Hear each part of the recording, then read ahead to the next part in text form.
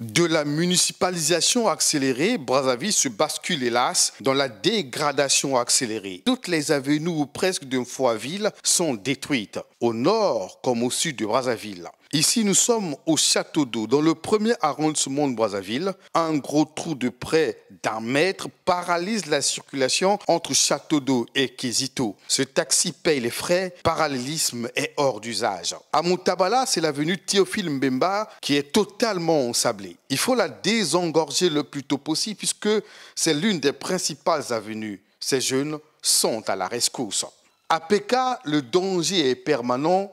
Les automobilistes sont obligés de forcer le passage puisque la route est impraticable. Cette route n'a plus une longue vie. Cette avenue dite d'Alet Amphilou est coupée. La zone est divisée en deux à cause de l'érosion. Au regard de ces spectacles ahurissants, la capitale du Congo s'enclave au fil du temps. Malheureusement, sous le regard impuissant des pouvoirs publics. Nous avions tout un quartier qui est englouti.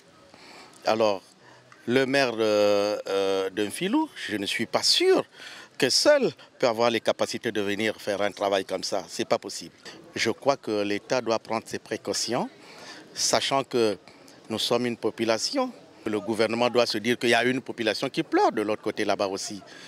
Ces routes ne sont qu'un échantillon à Brazzaville. Tous les efforts consentis par le gouvernement, avec des milliards de francs CFA dépensés pour les 2 municipalisations accélérées de Brazzaville, semblent être des vains investissements. La qualité et l'état actuel des avenues et rues à Brazzaville prouvent à suffisance que la modernisation de la capitale demeure encore un projet sur papier et dans les discours.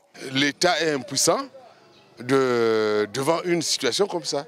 Ce n'est pas le manque d'argent. Au moment où ils avaient commencé les travaux de cette route, le pays était dans l'embellie.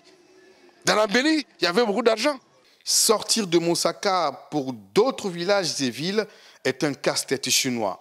La voie fluviale existe, mais il faut passer 2 à 3 jours pour accéder à d'autres destinations. Brazzaville et Moussaka ne sont pas les seules routes qui perdent leur ville et est enclavée. Les problèmes des routes deviennent une préoccupation majeure. La construction, surtout l'assainissement des routes, devrait être au cœur des priorités du gouvernement. Pour marcher vers le développement, il faut emprunter la route du développement.